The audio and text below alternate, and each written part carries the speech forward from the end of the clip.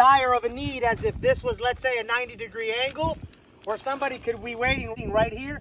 As soon as you breach the threshold, they grab your barrel, snatch you in. Everybody got a sling, right?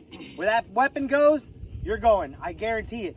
So as we're approaching this threshold, we're going to want to get a little bit retracted. Whether you come up or under your arm, it doesn't really matter.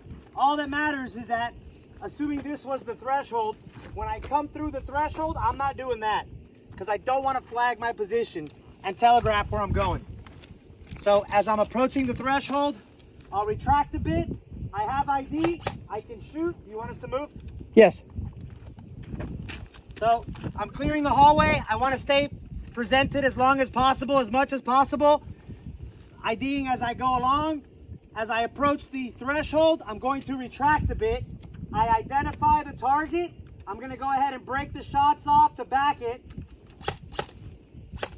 I now identify another target. As we end this wall, I would have to come at an angle to then address it. So if this wall would go up all the way, you wouldn't have the ability to shoot over it. So you'd have to come around it. So it would look something like this. I don't keep it on all the time. I do with pistol. It depends on the situation. This is kind of like in baseball when you're running for a home run catch. It's going to the fence line. When you get about 20, 30 feet from the fence, you peek over at the fence real quick and then you look back at the ball. It's called a fence check.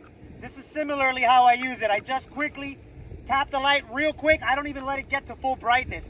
I just need to see where I'm going. Make sure there's no potholes, no logs, no people laying down waiting for me. Nothing like that. All right, here we go. Ready? Threat.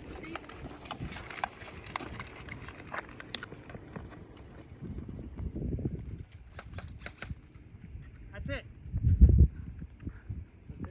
I identify I'm coming up on what would be a structure. Quick positive ID. I got my entry point.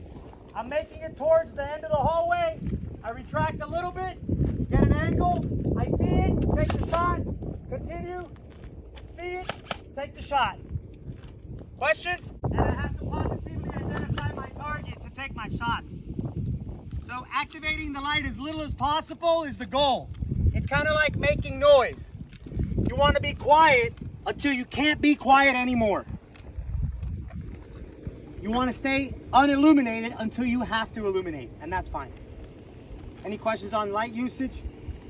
You'll see strobing and pulsing. I warn you against that because it'll create flashback and splashback on walls. If I'm ever on a barricade, I make sure my light source is past the barricade, or else it will splash back in your face. You guys get what I'm saying? Yes, sir. There you go.